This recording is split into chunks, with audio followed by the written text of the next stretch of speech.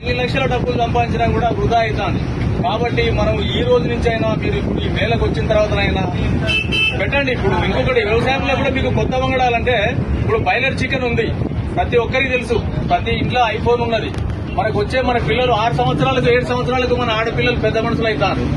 దేనివల్ల అవుతారు? Boiler chicken వల్ల మనం వాడే జీనిమామిడి పడి రైస్. పూర్వం మనకు ఈ సామ మసూరి, విజయ మసూరి అనే బియ్యం లేవు మనకు. ఇప్పుడు ఇవన్నీ వచ్చిన తర్వాత మనకు అనారోగ్యాలతో పాటు ఆర్థికంగా కూడా నష్టపోతున్నాం. ఇలా మీరు 40 క్వింటాలు 50 క్వింటాలు పండించి ఒక అమ్మాయి డెలివరీ కావాలంటే హాస్పిటల్ ఎంత ఖర్చు అవుతుంది, ఒక ప్రెగ్నెన్సీ కావాలంటే ఎంత ఖర్చు అవుతుంది, ఒకసారి మనం హాస్పిటల్ పోతే ఒక కిడ్నీ ప్రాబ్లం అయితే ఎంత ఖర్చు అవుతుంది, ఒక లివర్ దెబ్బతింటే ఎంత ఖర్చు అవుతుంది, మానసికంగా కుటుంబం ఎంత ఇబ్బంది పడుతుంది. ఇంతకుముందు మన అయ్యకు మనం తలగోరు పెట్టేందుకు మనం మిగిలినాం. ఇప్పుడు మన ఉన్న పిల్లలకు తండ్రులు తలగోరు పెట్టే పరిస్థితి వస్తుంది. ఈ మందుల కూడు తినడం వల్ల మెంటల్ గా మైండ్ మ్యాచర్ అయితే లేదు. ఒక పిల్లగానికి తండ్రి చెప్పే పరిస్థితి లేదు. తండ్రి చెప్పకుండా తండ్రి బండి కూడా ఇస్తాడు. ఆ బండి వేసుకుపోయి వాడు ఎక్కడ పడుతుండో మీ అందరూ తెలుసు. ఒక పిల్లని చదివిస్తారు, ఇలా ఏం చేస్తుందో కూడా మీకు తెలుసు. ఈ పరిస్థితులలో మీరు ఈ రోజు నుంచి అయినా కొంచెం ఆలోచించుకొని ఈ జీనుమాడిఫైడ్ రైస్ అనేది యూనివర్సిటీలో తయారైన విత్తనాలు కాకుండా మన తాతల తండ్రులు కొన్ని విత్తనాలు తయారు చేయించారు. మీ అందరికీ తెలుసు. ఇంతకుముందు మన ఆనకాయ ఎట్లుండేది? ఆనకాయలు నీళ్లు పట్టుకొని పోయేటోళ్ళం మనం. ఇప్పుడు వచ్చే ఆనకాయలు నీళ్లు పట్టుకోగలుగుతావా? ఇంతకుముందు మన బీరకాయ ఎంత టేస్ట్ ఉండేది? ఇంతకుముందు మన రాములకాయలు, పచ్చిమిరపకాయలు గోలించుకుంటూ రోడ్లో నూరుకుంటే ఎంత టేస్ట్ ఉండేది? ఇప్పుడు ఆ పరిస్థితి ఉందా మనకు? ఆ పరిస్థితి లేకుండా పోయింది. ఎంతమంది ఇళ్ల కరివేపాకు చెట్లు ఉన్నాయి చేయలేకుండా? ఎంతమంది ఇళ్ల నిమ్మ చెట్టు ఉన్నది? ఎంతమంది ఇళ్ల నిమ్మ చెట్టు? ఓకే, సంతోషం. ఇలాంటివి మనం చిన్న చిన్న ట్రిక్స్ ఇవి వాడడం వల్ల కొంతవరకు మనకు ఆరోగ్యం సహకరిస్తుంది. రాబోయే రోజుల్లో మనకు పిల్లలకు ఆస్తులు ఇచ్చుడు కాదు, ఆరోగ్యాన్ని ఇవ్వాలంటే ఇప్పటి నుంచైనా మీరు ఈ సామ మసూరి, విజయ మసూరి బియ్యం కావు. మనకు వచ్చే రోగాలలో 50% బీపీ షుగర్లు రావడానికి కారణం సామ మసూరి, విజయ మసూరి బియ్యం. మీరు పెట్టుకోదలుచుకుంటే దేశీ విత్తనాలని కొన్ని ఉంటాయి. భూమి మీద మానవులు పుట్టినప్పుడు భగవంతుడు ఏమి ఇచ్చిండంటే పక్షులకు పనులు ఇచ్చిండు. వాటికి రోగాలున్నాయా? ఏ పక్షికైనా హాస్పిటల్ ఉందా? జంతువులకు గడ్డి ఇచ్చిండు. మన అయ్యా ఎన్నడు కూడా గవర్నమెంట్ హాస్పిటల్ కు గొడ్డ దావకానికి ఎద్దును తీసుకపోలే. ఇవాళ మన పరిస్థితి ఏమున్నది? అయిపోయిందా? తాడి చెట్టుకి ఎవరైనా మందేస్తానరా? చిత్తపక్క చెట్టుకు ఎవరైనా మందేస్తానరా? చింత చెట్టుకు ఎవరైనా మందేస్తానరా? ఈ ఏ చెట్టుకు అడవిల చెట్లకు మందు లేనప్పుడు మనము భూమి మీద ఎందుకు మందు పోసి భూమి ఆరోగ్యం ఖరాబ్ చేసి ఆ భూమిలో వచ్చిన పంట తిని మనం ఎందుకు ఆరోగ్యం ఖరాబ్ చేసుకుంటాం? ఈ పరిస్థితి రాకుండా ఉండాలంటే ప్రతి ఇంట్లో ఒక ఆవును పెంచుకోండి. ఆవుతో పాటు మన ఇంట్లో 4 కోళ్లు పెంచుకోండి. రోడ్డు మీదకి పోవచ్చు రైతు. 366 రోజులు రైతు కూరగాయలు ఉంటే, పావు కిలో కూరగాయలు ఉంటే వాడు జోకేదే 200 గ్రాములు వస్తాయి. ఇంట్లో 4 ఉంటే ఒక్క పూటకు సరిపోదు. 2వ పూట 3వ పూట ఏం తిందాం? మన ఇంట్లో కూరగాయలు పండితే మనం కడుపు నిండా తింటాం, ఆరోగ్యంగా ఉంటాం. మనం రోడ్డు మీద రైతు ఇప్పుడు A to Z పోయి రోడ్డు మీద కొంటే 366 రోజులు కొంటే నువ్వు ₹1,00,000 సంపాదించని కూరగాయలకే 60-70 పోతున్నాయి. మనకు పల్లెటూరు నుంచి పాలు సిటీకి పోవాలి. సిటీ నుంచి వచ్చే పాల ప్యాకెట్ల కోసం మనం లైన్లో నిలబడతాం. మన ఊళ్ళో మొత్తం కొడితే మనకు పక్కింట్లో ఒక చెంబడు పెరుగు దొరుకుతలేదు.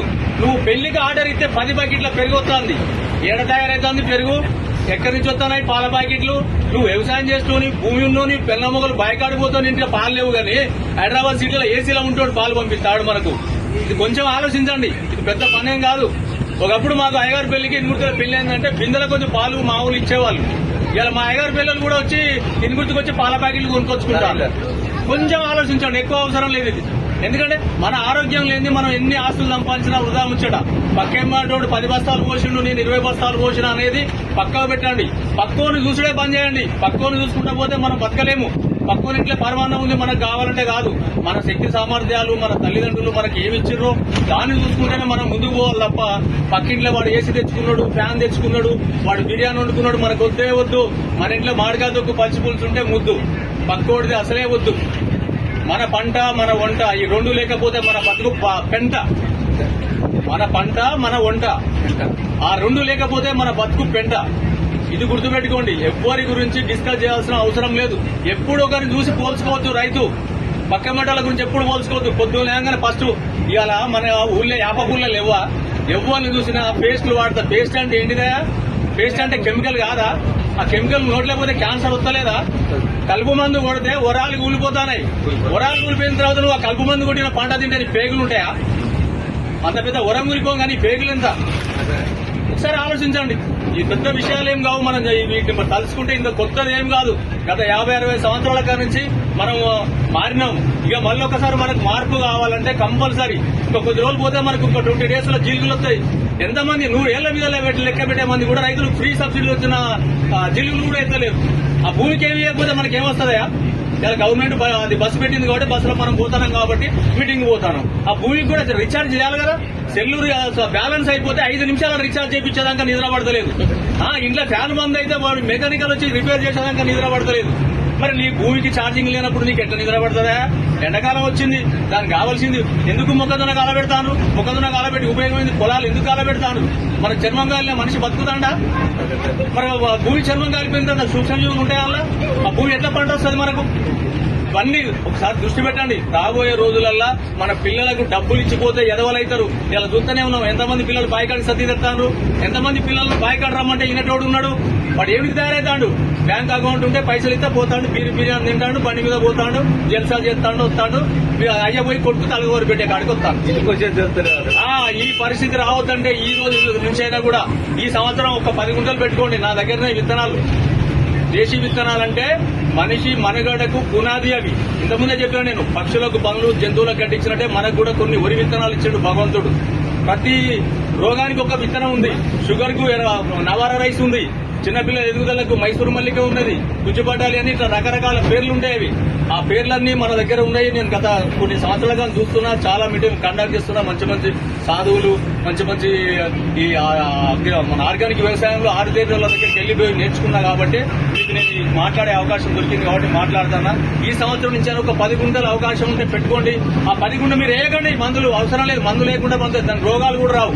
మీరు పక్కా జీలుగులు వేయండి, నవధాన్యాలు చల్లండి. ఒక 10 గుంటలల్లా మీ ఇంటి మందం పెట్టుకోండి. అమ్మడం కోసం పెట్టకండి. ఆ తర్వాత మీకు అనుభవం వచ్చినాక పెట్టుకుందరు. కానీ ఈ సంవత్సరం నుంచి అయినా మనం మీ అందరితోటి ఈ రోజు నాకు మాట్లాడే అవకాశం దొరికినందుకు చాలా సంతోషపడుతున్నా. అందరికీ నమస్కారం.